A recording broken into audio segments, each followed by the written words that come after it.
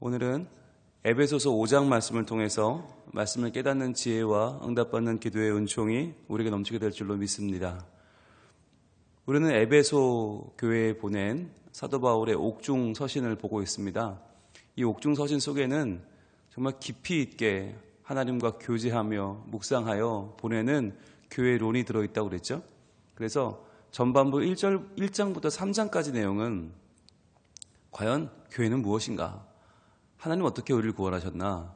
바로 예수 그리스도의 피로 그리스도 밖에 있던 우리를 그리스도 안으로 끌어들여 오셨죠.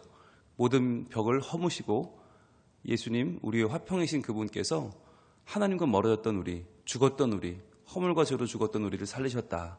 그렇게 해서 하나님의 전적인 은혜로 우리는 구원받고 교회가 되었다. 이게 전반부 내용이었고, 후반부는 그렇다면 교회로 부름받은 우리가 부르심에 합당하게 해야 될 일은 무엇인가 라고 하는 것이었어요. 부르심 받았으니까 끝이다. 난 구원받았다가 아니라, 그렇다면 구원받은 우리가 해야 할 일은 무엇인가? 나는 어떻게 살아야 되는가? 그게 어제 4장부터 나왔는데, 모든 겸손과 온유로 하고 오래 참음으로 사랑 가운데 서로 용납하라. 그리고 성령이 하나 되게 하신 것을 힘써 지키라 라고 했죠. 근데 여러분, 이게 쉬워요? 어려워요? 어렵죠.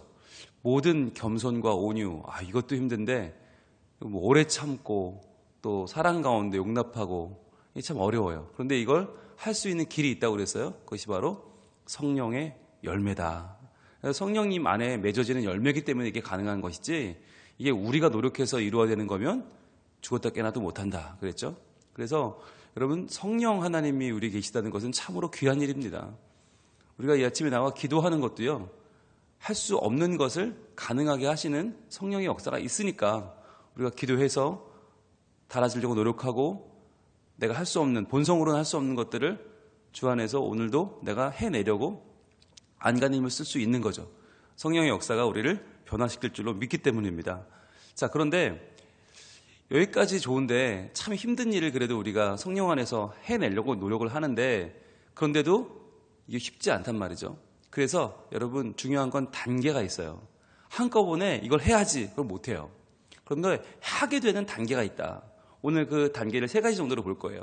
3단계, 할 수 있게 하시는 하나님의 방법이 뭐냐. 하나님의 말씀을 우리가 읽어내려가면서 우리 마음에 담고 체크하고 확인하고 실천해야 되는 그 단계를 오늘 볼 텐데요. 먼저 1절입니다.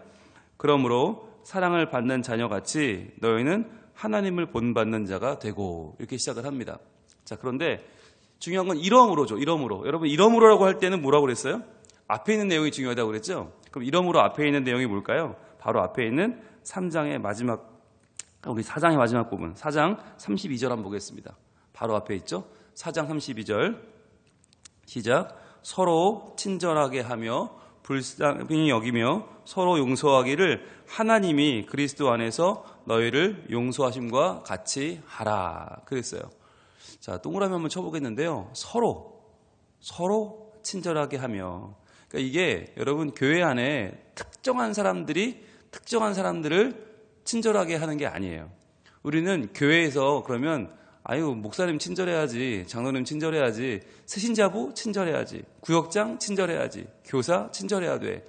특정한 사람들을 친절하게 역할을 맡겨요. 그리고 나머지는 그 친절함을 받으려고 그래요. 마치 고객이 어떤 매장에 찾아오듯이 교인들은 친절하게 대우받으려고 하고 중직자들은 친절하게 하라고 말하고, 여러분, 그런 교회는 불행해요. 왜? 서로 친절해야 되는데, 여러분, 친절한 게 돈 있어야 하는 거 아니고요, 힘 있어야 하는 거 아니거든요. 누구나 친절할 수 있어요. 그런데 많은 교회들은 특정한 사람들에게만 친절이라고 하는 의무와 사명을 자꾸만 짐을 지어줘요. 나머지는 나는 대우받아야 돼, 나는 교회 오면 칭찬받고 사랑받고 챙김받아야 돼. 여러분, 이건 잘못된 거예요. 서로 친절해야 돼요. 돈이 있든 없든 힘이 있든 없든 우리는 누구에게나 서로 친절하게 교회 안에 사랑의 분위기를 만들어갈 수 있어요. 여러분, 그래야 우리가 한 몸 된 교회에 지치지 누구에게만 모든 것을 떠맡길 수 없다는 거예요.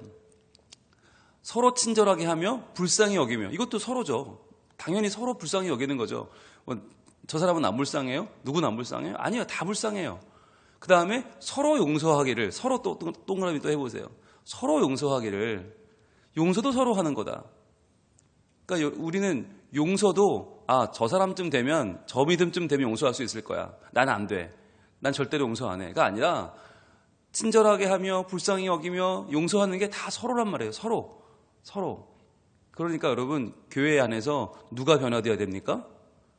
내가 변화되어야 되죠. 그래서 우리가 점점 다 이 말씀 안에 변화가 되어야, 그래야 서로 친절하게 할 수 있고 서로 불쌍히 여길 수 있고 서로 용서할 수 있는 거죠. 자, 그런데 이게 그래도 우리에게는 어렵잖아요. 내가 말이지 친절함 받으려고 교회 오지, 불쌍히 여김 받고 용서 받으려고 교회 나오지, 내가 무슨 교회까지 와서 친절하게 굴어야 되냐, 내가 불쌍히 여겨야 되냐, 내가 용서해야 되냐, 나 그 불편해서 못 오겠다, 난 그렇게 힘든 교회는 안 오겠다 할 수 있어요? 자, 그런데 그렇게 할 수 있는 길이 나와 있죠.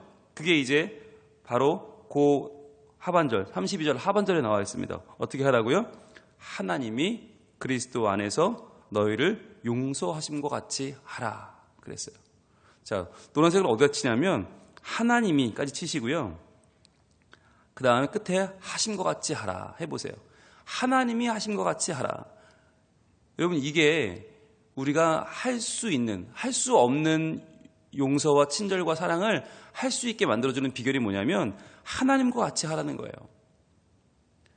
우리가 깜짝 놀라죠. 우리가 무슨 하나님도 아닌데 어떻게 하나님처럼 해. 여러분, 우리 인간은요, 본능적으로 누군가를 모방하게 되어 있어요. 그게 우리의 근본적인 종교성이에요. 그래서 우리가 하나님을 모방하든지 세상을 모방하든지 우리는 둘 중에 하나를 하게 되어 있어요. 그러니까 우리가 하나님을 따라 살아야 된다, 하나님을 모방해야 된다, 하나님과 같이 해야 된다는 말은 무슨 말이냐면 내가 하나님 외에 그 어떤 것도 따르지 않겠다는 선언이에요. 하나님이 아닌 세상의 법칙과 세상의 길을 따라가지 않겠다고 하는 선언이 바로 하나님과 같이. 그런데 하나님과 같이 하려면 뭐가 중요해요? 그 다음에 그리스도 안에서가 나오죠. 동그라미 해보세요. 그리스도 안에서. 이게 에베소서의 핵심이잖아요. 하나님이 그리스도 안에서 너희를 용서하심과 같이 하라.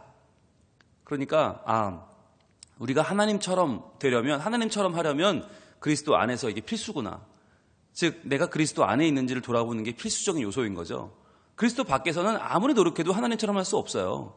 우리가 그리스도 밖에 있으면 100번 노력해도 우리는 계속 세상의 방법을 따라가고 세상처럼 하려다가 세상과 함께 망할 수밖에 없는 거죠. 그러나 그리스도 예수 안에 있을 때 우리는 하나님과 같이 할 수 있죠. 자, 그러면 그게 이제 그러므로인데 5장 1절로 넘어오면 여기서 이제 우리의 3단계가 이제 등장하는데 그 3단계 중에 2단계가 여기 나와요. 자, 우리가 할 수 없는 그 일을 하게 만들어주는 2가지. 자, 첫 번째는 그러므로 사랑을 받는 자녀같이 그랬죠. 받는에 동그라미 해보세요. 받는. 먼저 받아야 돼요. 사랑을 받는 자녀같이. 받는. 자, 뭘 받아요? 사랑을 받아야 돼요. 여러분, 우리가 사랑도 안 받은 사람한테 너 사랑해라, 용서해라, 친절하게 굴어라, 불가능하죠. 사랑을 안 받아봤는데요. 그런데 사랑을 받는이 먼저인데, 그럼 이 사랑이 뭐냐? 바로 아가페타라는 말이 사랑을 받는이란 말이거든요. 사랑을 받는 아가페타. 즉 사랑이 뭐예요? 아가페죠. 하나님의 사랑, 전적으로 부어주는 사랑, 가치를 매기는, 너 얼마짜리냐? 가치를 매기는 사랑이 아니라 가치를 부여하는 사랑이에요.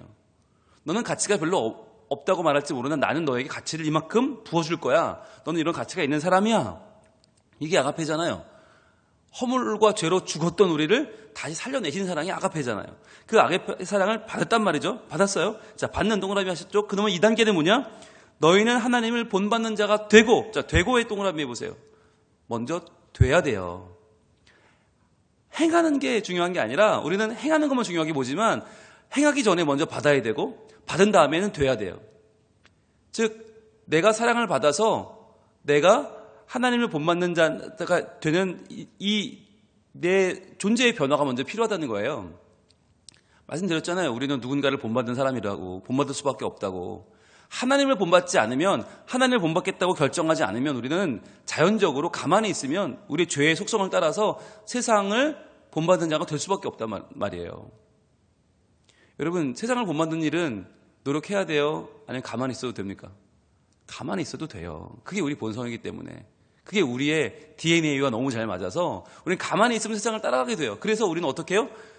이 시간에 새벽 기도를 나와서 하나님 말씀 앞에 서서 내 자신을 하나님 말씀에 복종시키려고 이렇게 노력하잖아요. 왜? 이런 노력이 없이는 존귀한 일을 할 수 없기 때문이에요.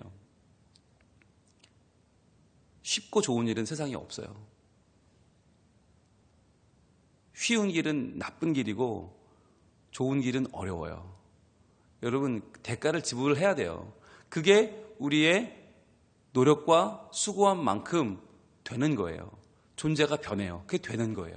그러니까 받고, 그 다음에 되고, 받는, 그 다음 되는, 그 다음에 마지막 3단계가 2절이죠. 그리스도께서 너희를 사랑하신 것 같이 너희도 사랑 가운데서 행하라. 그랬죠. 행하라에 동그라미 해보세요. 행하라. 자, 그리고 1절에 받는, 되고, 2절에 행하라. 연결한 세 가지를, 동그라미 세 가지를 연결해 보세요. 이게 3단계예요.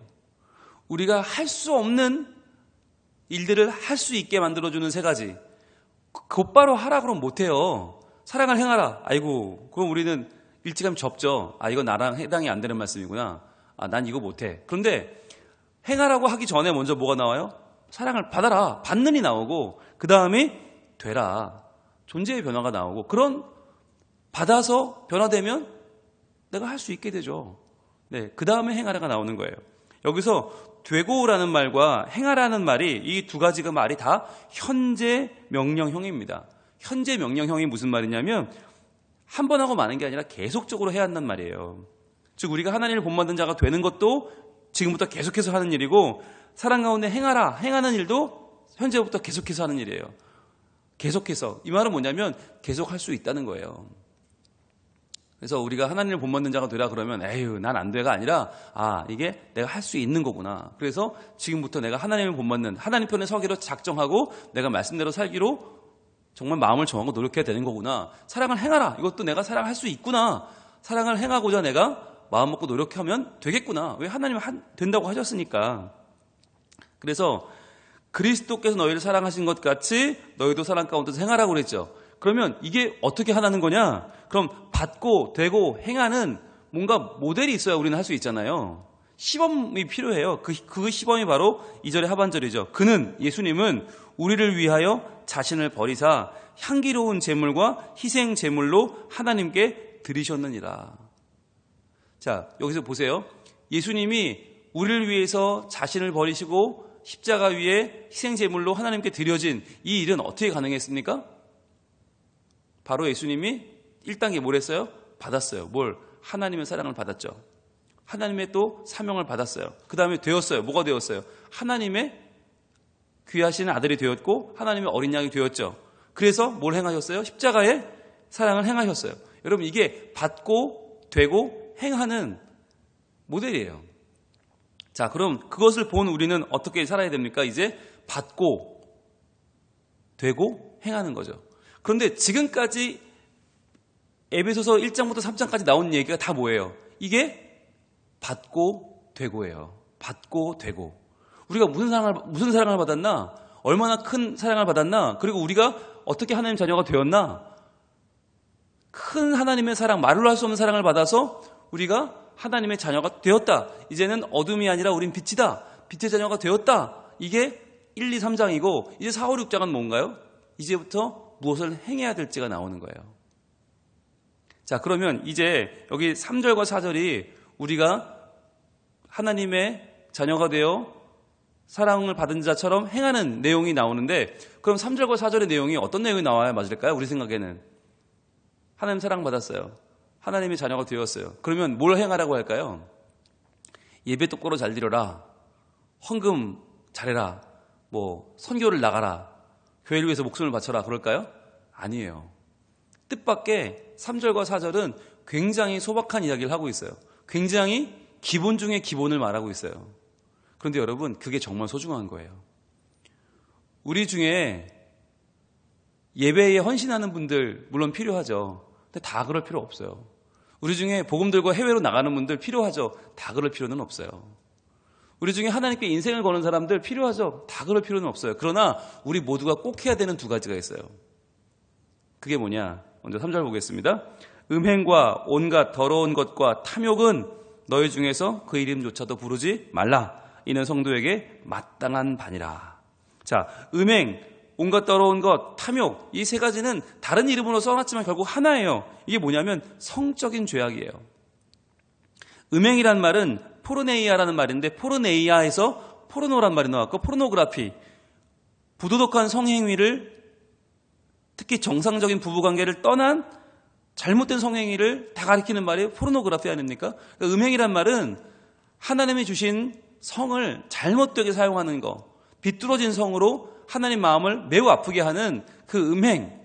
근데 여기 나온 온갖 더러운 것이라는 말도요, 이게 불결하다는 말인데, 이 불결은 썩은 시체에서 냄새가 난다는 그런 비유거든요. 근데 썩은 시체는 원래 뭐였어요? 생명체였죠. 좋은 것이었어요. 근데 좋은 것이 죽어 썩으니까 냄새가 나죠. 마찬가지로 성이라는 것도, 성은 아름다운 것이고 좋은 것인데, 이 성적인 방종으로 가면 이것이 잘못된 종교적 이념이나 부정한 생각과 정욕 등 수많은 썩은 냄새가 나는 것들을 만들어낸단 말이에요. 그게 바로 잘못된 성욕, 잘못된 성에 대한 우리의 방종이 가져오는 큰 죄악된 결과, 그게 이제 온갖 더러운 것들이에요. 그리고 탐욕이란 말도 욕심이란 말인데, 여기서는 성적으로 쓰였는데 끊임없이 성적인 쾌락을 추구하는 것이에요. 빗나간 성적인 욕구를 말하는 말이 탐욕이에요. 즉, 그러니까 우리가 하나님의 사랑을 받은 사람처럼 사랑을 받았으니 이제 하나님 자녀가 되어서 행해야 될 일이 뭐냐? 가장 기본적인 거, 올바른 성의 가치를 추구하는 것. 이것을 우리의 보편적인 모든 교우들의 삶으로 적용하면 가정을 지켜내는 것입니다. 가정생활입니다. 즉, 우리가 은혜 받았다, 우리가 하나님의 자녀가 되었다, 그러면 뭘 해야 되나? 첫 번째는 가정생활에 충실해야 된다. 가정에서 내가 신앙의 핵심들을 잘 붙잡고 가정 안에서 남편의 자리, 아내의 자리를 지켜야 한다는 거예요. 그리고 여기서 올바른 성은 뭐와 연결됩니까? 자녀의 출산과 연결되고 자녀의 양육과 연결이 되죠. 그러니까 내가 어떻게 자녀를 길러낼 것인가, 어떻게 좋은 아빠가 되고 좋은 남편이 되고 좋은 아내가 되고 좋은 엄마가 될 것인가, 그래서 내 자녀들을 믿음으로 하나님 앞에 훌륭한 믿음의 사람을 길러낼 것인가, 이게 신앙의 변화를 입은 사람이 가장 먼저 해야 될 거라는 거예요. 저는 여기서 참 놀랐어요. 아, 그렇구나. 우리가 은혜 받으면 뭔가 하나님께 결단하고 거창한 일을 해야 될 것 같은데, 그게 아니라 가정생활 세워가라. 가정에서 너의 자리, 남편의 자리, 아내의 자리를 잘 지켜라. 이게 하나님이 말씀하시는 우리의 실천사항 1호인 거예요. 1호. 그래서 여러분, 가정을 돌보지 않고 교회에 와서 사는 건 매우 좋지 않은 거예요. 가정에 내가 성실하지 않으면서 내가 교회에 충성을 다한다. 그거는요, 그 속을 들여다보면 회피하는 거예요. 도망치는 거예요. 실제로는 내가 하나님의 사랑을 받은 자로 사랑을 실천할 수 있는 가장 좋은 자리는 가정이거든요. 그래서 우리가 가정 예배를 강조하고 가정에서 다음 세대에게 믿음을 전승하는 걸 강조하는 이유가 뭐냐면, 그게 성경의 명령이고 그게 하나님 자녀가 해야 할 가장 중요한 포인트예요. 그래서 내일은 이제 에베소서 6장인데 6장에서는 이제 결론 아닙니까? 에베소 전체의 결론. 이건 교회의 목적이 나와요. 그럼 교회의 목적이 뭐냐? 가정이에요. 6장은 온통 가정으로 끝나요. 부모는 어떻게 하고 자녀는 어떻게 하고, 그게 온통 다예요. 왜 그럴까? 교회와 가정은 우리는 분리해 생각하기 좋아하는데 이게 분리가 안 돼요. 교회와 가정은 하나예요. 교회에서 신앙생활하고 가정에서는 가정생활하는 게 아니라 교회가 가정이고 가정이 교회고, 그래서 우리의 소망은 가정 같은 교회가 되는 거고요, 교회 같은 가정을 만드는 거예요. 그래서 교회에 오면 가정 같은 사랑이 있고 가정에 가면 교회 같은 믿음이 있고, 이게 좋은 거지. 교회와 가정이 자꾸 분리되니까 부모님의 신앙도 분리되고 부모님의 이중성을 보고 자녀들이 치를 떨면서 교회 안 와요. 가정과 교회가 너무 다르니까. 여러분, 이거는 아니잖아요. 이 둘을 합쳐가는 거. 그래서 교회에서는 아버지답고 어머니다운 사랑의 모습, 서로 친절하고 서로 배려하고 서로 용서하고 사랑하는 모습이 있고, 교회 가서는 마치 장로님처럼 권사님처럼 집사님처럼 정말 신앙을 바르게 지키려는 노력을 가정에서도 우리가 쉬지 않고, 그렇게 해서 가정과 교회가 서로 하나가 되는 우리의 변함없는 신앙생활을 할 수 있다면 얼마나 좋을까요? 자, 그러면 이렇게 가정생활이 첫 번째 강조된 것이고, 두 번째 강조는 뭐냐? 그럼 뭐를 하나님이 좀 바로잡길 원하시는가? 그게 4절인데요. 누추함과 어리석은 말이나 희롱의 말이 마땅치 아니하니 오히려 감사하는 말을 하라. 자, 누추함, 어리석은 말, 희롱의 말, 이 세 가지가 다른 말 같지만 이것도 하나예요. 뭘까요? 바로 우리의 언어 생활이죠. 언어 생활. 즉 하나님은 지금 우리의 변화를 뭘 변화시키고 원하시는가? 언어의 정결함을 말씀하시는 거예요. 언어의 정결함. 이게 중요해요. 그래서 여러분, 우리가 말을 어떻게 말을 하는가, 이건 매우 중요한 거예요. 정말 매우 중요해요. 우리는 생각하죠. 내 마음을 알아주기를 원해요. 왜 내 마음을 알아주지 않을까? 여러분, 말하지 않으면 모르는 거예요. 말을 어떻게 하느냐? 여러분, 누추함이란 말이 뭐냐면 이게 부끄러운 말이거든요. 부끄럽다, 수치스럽다는 말인데, 부끄럽다는 말이 여기서 뭐가 나오냐면 파렴치하다는 말이 여기서 나왔어요. 도덕적으로 사람을 부끄럽게 만들고 입에 올리기조차 부끄럽고 속되고 더러운 말들, 이게 누추함이에요. 그런데 이런 말 하는 분들 많아요. 못 들어주겠는 말이 얼마나 많아요. 특히 길에 가면 취중 진심이라고 했나요? 술 마시는 분들 얘기 들으면 80% 욕이더라고요. 술 안 먹은 분들은 절반이 욕이고, 참 어떻게 저렇게 말라고 살까? 못 들어줄 말들이 너무 많죠. 특히 여러분 운전하고 나가면 얼마나 거의 100% 욕 아닙니까? 운전대만 잡은 사람들이 그렇게 입이 참 그렇게 돼요. 왜 그럴까? 누추함, 이게 우리의 본성이기 때문이죠. 그리고 어리석은 말, 이 어리석은 말이라는 거는 죄악의 성향을 지닌 좋지 않은 말들을 말해요. 그러니까 바보같이 중얼거리거나 분별 없이 내뱉는 군소리, 모자란 사람이 뜻도 모르고 내뱉는 어리석은 말들, 이게 주로 이제 우리 아이들이 쓰는 욕설을 들어보면 그게 정말 나쁜 말인데 무슨 말인지도 모르고 써요. 지네는 그게 무슨 말인지도 모르고 멋있어 보이니까 자꾸 내뱉는 그런 말들, 이게 어리석은 말이거든요. 그다음 희롱의 말, 희롱의 말은 경박한 말 또는 무례한 말, 상스러운 농담이나 독설 또는 다른 사람을 얕잡아보는 말이에요. 여러분, 이런 말들을 우리가 쓰는 경우들이 생각보다 많아요. 그래서 우리가 서로 대인관계를 할 때 그 사람의 마음 때문에 상처받는 일은 거의 없어요.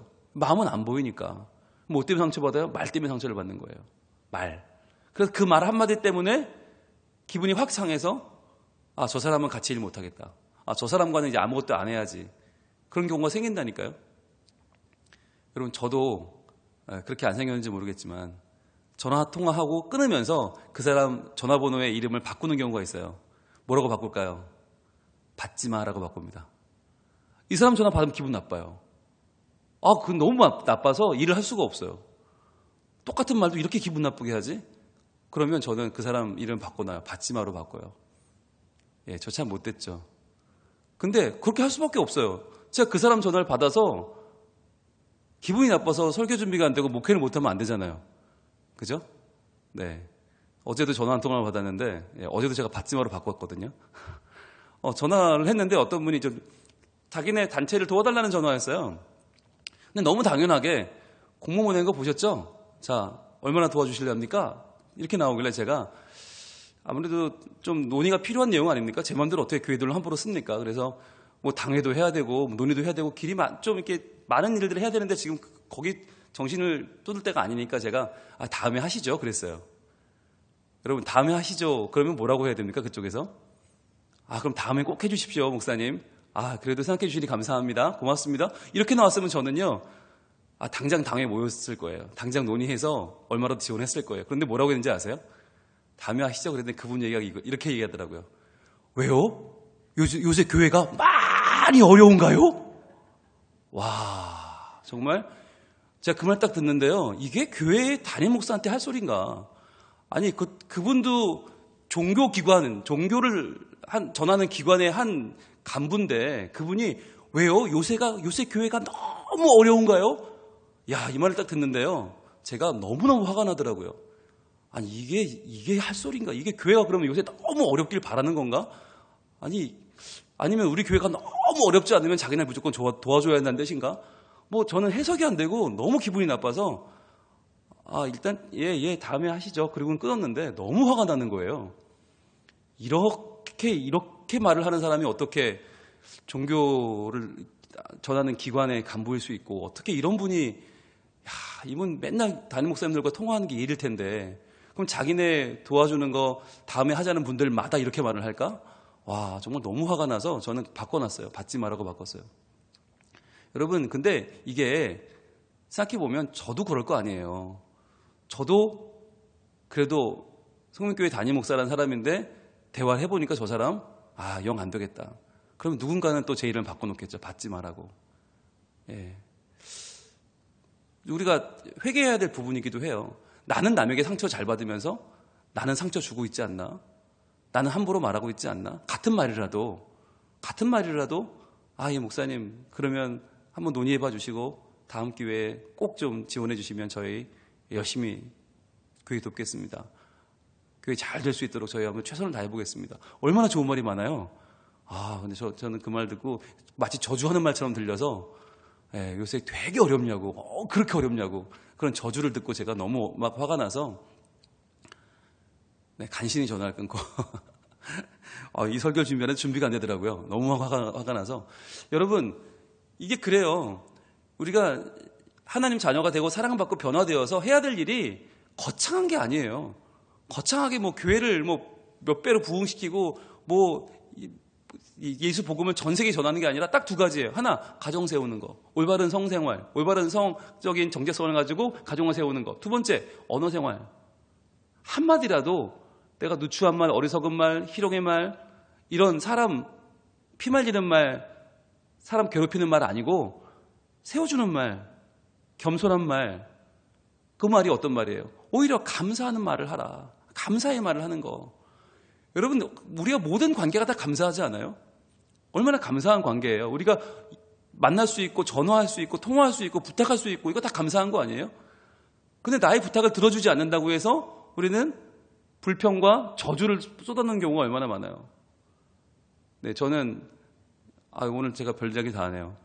저는 담임 목사로서 받는 전화들의 90%는 도와달라는 전화고 그 90% 중에 90%는 못 들어주고 그럼 다 욕으로 돌아옵니다. 그럼 그날은 너무 기분이 나빠서 아무 일도 못해요. 그래서 그럴 때는 제가 하나님께 원망해요. 하나님 왜 저를 담임 목사 삼으셔서 이렇게 힘든 일을 시키십니까?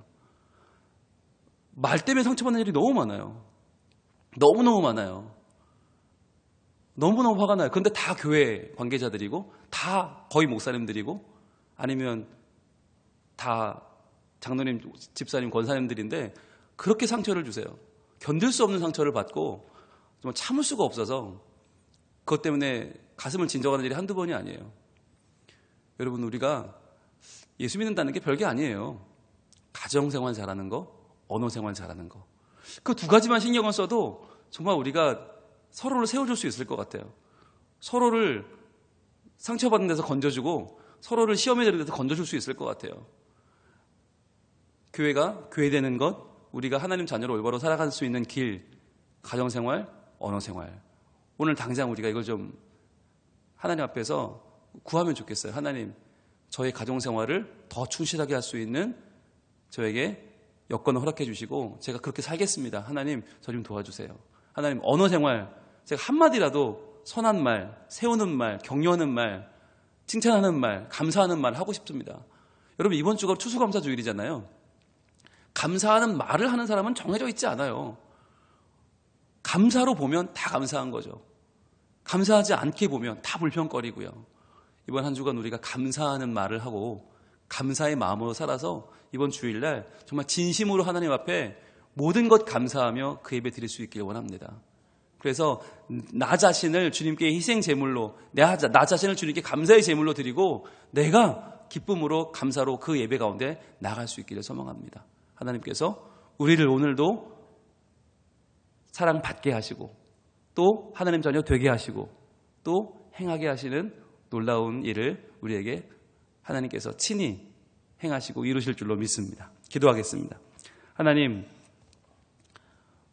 우리가 서로 친절하게 하며 불쌍히 여기며 서로 용서하기를 하나님의 그리스도 안에서 너희를 용서하신 것 같이 해야 되는데, 우리는 사랑을 받았다는 것도 모르고 하나님을 본받는 자가 되려고 하지도 않고 사랑 가운데서 행하는 것도 우리는 외면한 채 살고 있지 않습니까? 하나님 말씀은 듣지만 이 모든 말씀은 나를 위한 내 욕심을 채우는, 나의 야망을 더 높이는 재료로만 사용하고 정작 나는 변화되지 않는 악순환이 계속되고 있지는 않습니까? 하나님, 우리가 이 귀한 사랑과 은혜를 받았으니 이제 우리의 가정생활이 변화되게 하여 주옵소서.